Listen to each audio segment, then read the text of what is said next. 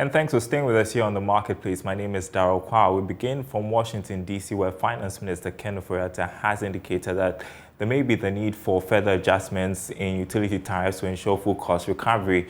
The minister, however, maintained that there will be measures in place to protect the vulnerable. The minister was speaking on PM Express Business Edition from the U.S. on the status of the IMF program negotiations and the challenges ahead. Then the fund program is also like a doubling of LEAP, as in the resources we put into the livelihood and empowerment program. I'm looking to increase how much we put into school feeding to make sure that the vulnerable are also taken care of. But I think all of us need to pay our way for everything else that we do. So we're going to look at some reviews and tariffs as well to make up for more of a full cost recovery, some will say. Full cost recovery for tariffs, yeah, we should move towards that. At the same time, you protect the lower band so that you don't deny them water and electricity. But all of us who should be able to afford and use and pay for it, we should do that. Some Ghanaians are worried that they're taking a lot of hits, and whilst we get excited about this program, the shocks of the program will have a lot of pressure on some Ghanaians. I mean, I don't know. What we have been doing since July, when we started discussions, I don't know that anything is going to change. I mean, we have to make sure that we keep increasing revenues. We have to make sure that expenditures that should not happen and will not happen. And then we'll be able to cut our quotas. I should be. Let's look at market confidence and getting this program. What are your expectations in terms of its impact on the investor response and then market confidence as well? Well, you saw what happened when there was no sense of where we were going last year, and the currency took a nosedive, etc. And people were just not sure, and there was lack of confidence. Obviously, there's been some stability with these discussions going forward.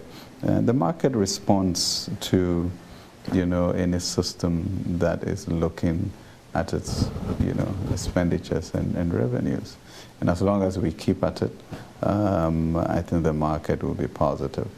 In terms of returning to, let's say, the international capital markets, I suspect it to take, some 2-3 years or so, if not more, for us to get back to it. In the interim, we should be able to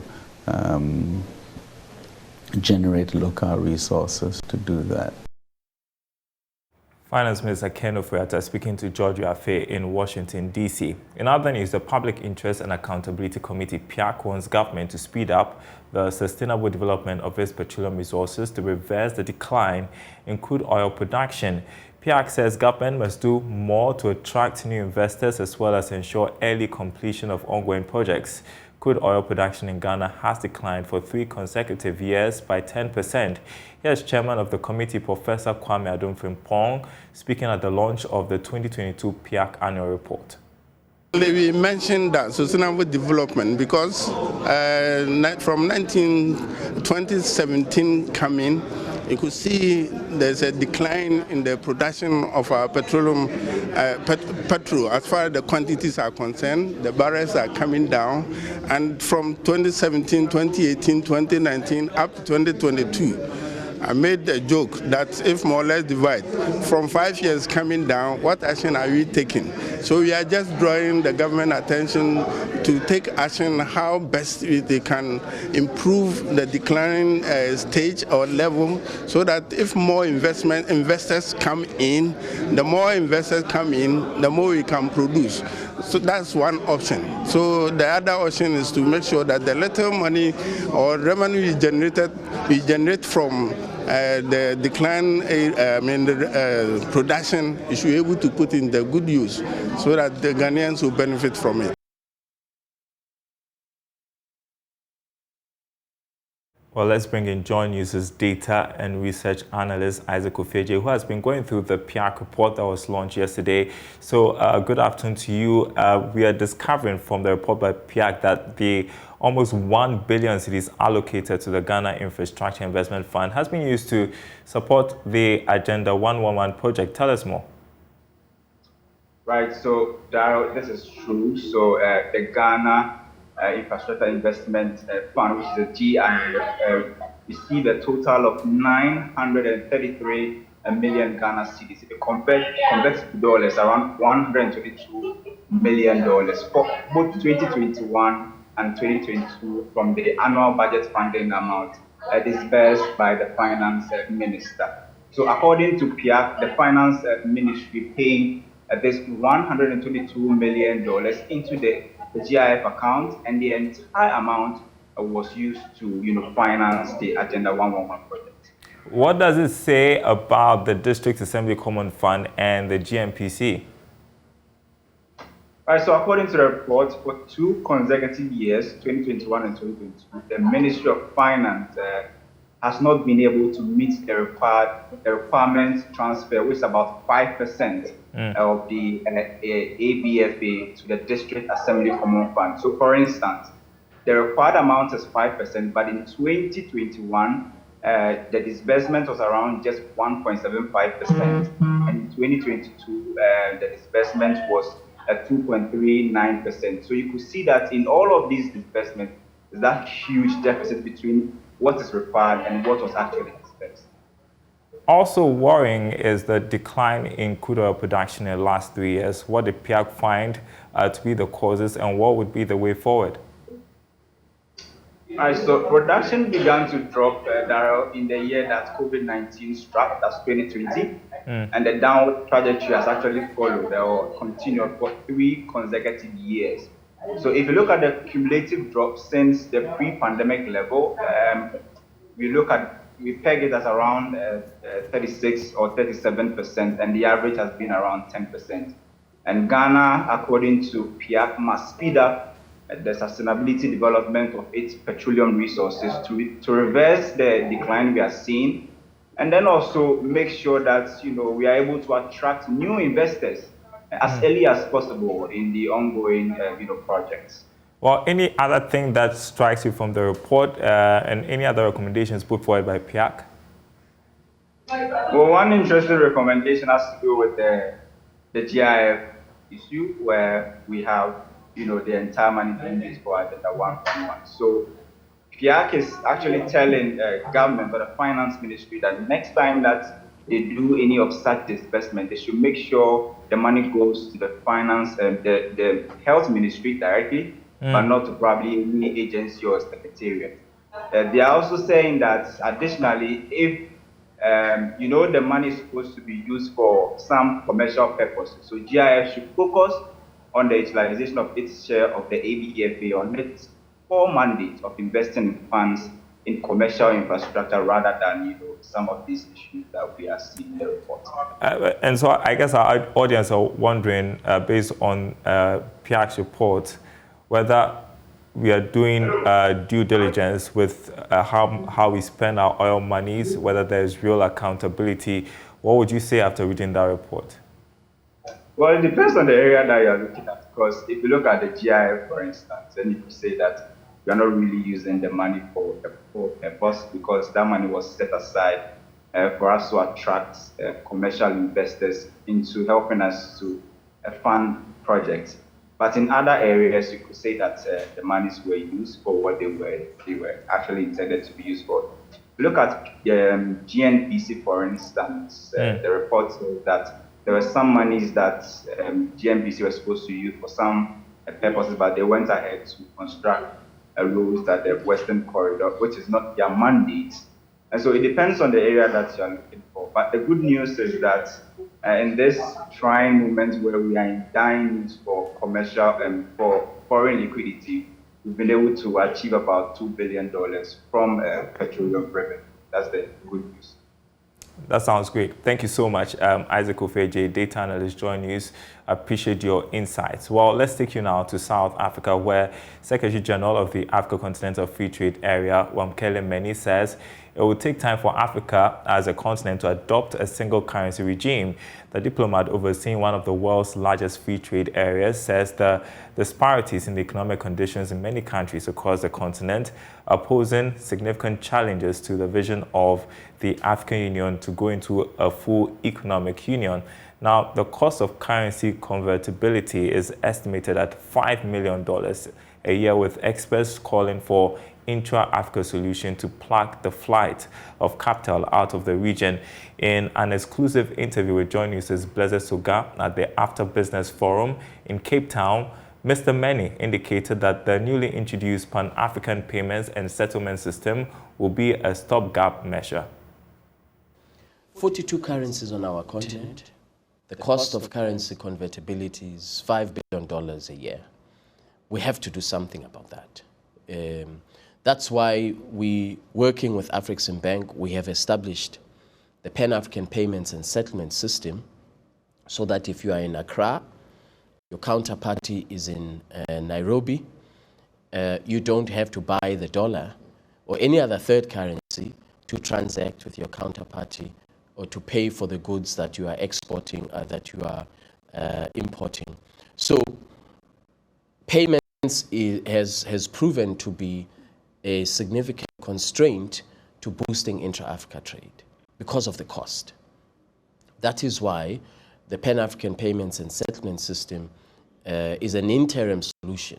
I'm saying interim in the absence of a common currency, which one day I know the African continent will have.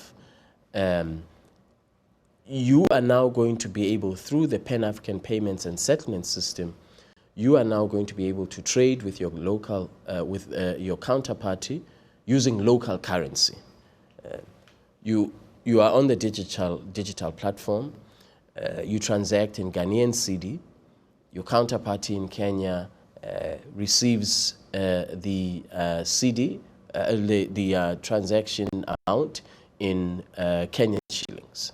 So we are eliminating the need for a correspondent bank in another part of the world to be the middleman. But don't you concede that if we had a single currency, that would have addressed the challenge? You were speaking about that on Sunday, pointing out some of the challenges and how difficult it will be at this time to implement a single currency regime. What's that big hindrance in the way of many of the member states participating in this free trade area? There is already a decision. Going as far back as the establishment of the Organization of African Unity, there's a very clear decision that Africa must have a common currency. However, getting there is difficult because you have to have macroeconomic convergence. We know from the experience of Europe, Greece, Portugal, when they were experiencing sovereign debt crisis, when they were not able to exercise monetary policy because it is centralized. So you have to get to that point where everybody, all countries in Africa are on the same macroeconomic policy stance, convergence criteria on, for example, on GDP to debt ratio, on a government deficit to GDP ratio. Those things have to be completely aligned. And if they are not, it's impossible to have a common currency. So that's the work that has to be done. Conversation with Wamkele Meni, Secretary General of the AFTA, will air on Foreign Affairs here on JoyNews. Be on the lookout for that. Let's head back to Ghana and talk about domestic tourism, because the Chartered Institute of Marketing Ghana, CIMG, has appealed to government to make the conscious effort of branding and marketing the newly created 6 regions to boost tourism. This came to light at the launch of the CIMG Regional Brand Index report, which saw the Ashanti region identified as the best branded region, whilst the Ahafo region was ranked the least. Here's more in this report. Of the CIMG Regional Brand Index report saw the Ashanti region identified as the most branded region in terms of culture and heritage, local tourism as well as economic climate, with an overall average of 79.42%, followed by the Greater Accra region with a rate of 79.23%. However, the Afo region ranked the lowest branded region with a figure of 8.05%. Speaking to Joy Business on the sidelines of the launch of the report, Chief Executive Officer of the Bureau of Marketing Social Research, Isaac Juma, urged government to take advantage of the report and brand its new regions to boost their tourism potentials. Ghana is way smaller than Nigeria, but because of the Brand Ghana initiative, the year of the return, beyond the return, all the things that we've done, Ghana is now the top destination for West Africa. You see what I mean? So it is possible. As long as you put the marketing money, the marketing efforts behind the regions, and you're also creative in your storytelling around the regions, we would have situations where, you know, the smaller regions and the new regions and whatever begin to perform very well. And at the heart of it all is the fact that once they begin to perform well, they will begin to attract the migration money, the investment money, and then the tourism money. And the development will come from there. Head of Delivery, Monitoring and Evaluation at the Office of the Vice President, Kweku Apia Edu, said this report will afford government the opportunity to map up strategies to decide which areas to focus its trade investments on. Is that the initiators of the research or the report have to pick up from here and engage further with the AFCFTA and other organizations in Ghana such as the GIPC, the Office of the President, NDPC, and other organizations, even the Ministry of Foreign Affairs and Regional Integration. So based on deeper research they undertake even going forward, or what we call the double clicking or the deep dives, they would be able to then get to a point where we would be able to tell where the best of products or the best of services or the best of produce can be found as we navigate this whole issue about boosting intra-African trade. On his part, President of the Chartered Institute of Marketing Ghana, Dr. Daryl Kwawu, said this report will become the marketing tool for practitioners to brand their various regions they find themselves in. Notice that some of the new regions that are not doing so much well in terms of the overall scores have certain strengths within them. I mentioned, for example, my region, Upper East region, and said when you take Martin people, we were, I think the score was about number 8 or so. But you drill down, there were 2 issues where the region was scoring 90%. These are areas of strength that the region can leverage to promote themselves. The areas of weaknesses, they can also work on them to strengthen them. It behoves these 16 regions to find innovative ways of, identifying from this Bible, this document that we have outdoor today, their areas of strength, and to project them. I said they should do so consciously and deliberately. The CIMG Regional Brand Index report is to aid in the marketing of the economic potential of all 16 regions of the country. All right, now players in Ghana's haircare industry are making plans to capitalize financially on the craze for dreadlocks. This has been observed as the new black hair movement in the beauty industry. The movement is anticipated to lead a decline in the patronage of regular salons which cater for permed hair and braids clientele. Love FM's Mona Lisa Frimpong explores the popularity of the Rasta-style hairdo as the beauty and fashion industry jumps onto the bandwagon. Dreadlocks are rope-like strands of hair that clump together. It has a deep affiliation with the African and Rastafarian religion and lifestyle. There is a common misconception that dreadlocks are dirty.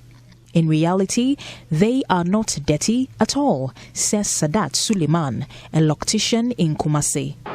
Obiba, the beauty barber shop for inquiry. Matisa locks the oya, Nabo Sumbina, that they see with so and that kind of funny, that kind of stuff. So, I know Montias here. obu ho no ma otimi ba oba we say oh me de bibia me sha me pese me sha ase anase mate say ye me sha ase a ye dukosua ene hamba bi na e de sha ase e de ma no that kind of stuff. It also have its background. Once reggae music was widely accepted in the 1970s, dreadlocks or dreads became a modern fashion statement. Bob Marley popularized the look of dreadlocks when he hit the world stage with his music. Locks have also found its way into many popular professional sportsmen and entertainers. Mavis Workey reveals people now wear dreadlocks more for the style than cultural or religious reasons. Me person me look real African, tina me have locks on me, you know. I just say who person we say African here. I was so be real African. Because what the chemical can be ha till say Mr. Me yeah adwuma we no na was say locks so no one thing say ya na one way until die na say looks no are different. This hairstyle is both protective and economic, as it does not cost much to maintain. This is why many want this hairstyle. But starting dreadlocks costs between 200 Ghana cedis to 1,200 Ghana cedis. We have normal locks, we have micro locks, we have sister locks, and then the one that I call, we have expensive sister locks. Okay, each of them comes with its price. Okay, for the normal arrangement, you should arrange from about 300 cedis to 1,000 cedis thereabout. The switch from natural, teeny-weeny afro or permed hair to locks means occasional clients' visits to the salon. Personally, I'm not that type who has a lot of time to be going to salon every week or like every 2 weeks to fix my hair. I realized that the chemicals, and whenever I apply chemicals, it makes my hair very thin. Operators of regular hair salons say operations have been affected. Emilia Sapoma's salon is already grappling with high utility tariffs and unstable electricity. And I know my customer are looking it. So, if me boy, in Kumboy, it is our locking it there. And no one. It's a matino, no, I locking it to visit the opportunity. One trinity. And now, on your washing the Antama, Janet de Kwane Kofo. Suddenly, new lines of hair care products have been developed for use in lock salons. These products range from shampoos to accessories. Hairstylists working at the lock salons have started creating varieties of artificial locks, including extensions and multicolored synthetic locks. This has indirectly affected Alice Adawe, a retailer of hair relaxers and synthetic hair extensions. They slow, they tune. Sisi and Kunu, Cassian, Yubi Cassia, Sisi, yeah, Toba, or was I did 50 city, but I want to go cook got of 45. Sisi and you know, yeah, what told me to me, Sisi, I won't put a 200 plus, I went to me for boy. I was when they me a 60 city. Otrano, me a 70 city. Last year, me a 70 city. And Tamasia, you want to see, I am taught as a person. To catch up with the trend and sustain their businesses, regular hairdressers are undergoing training to become dreadlocks professionals. Lock now, it is all banners or permit to me a lock now. So I'm going to make now Becca nation nebo and nation.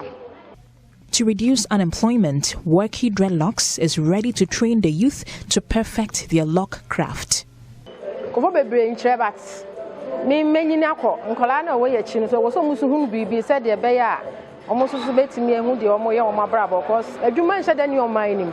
People having this discriminatory perception that folks with dreadlocks are uneducated and dangerous is slowly waning off, thankfully.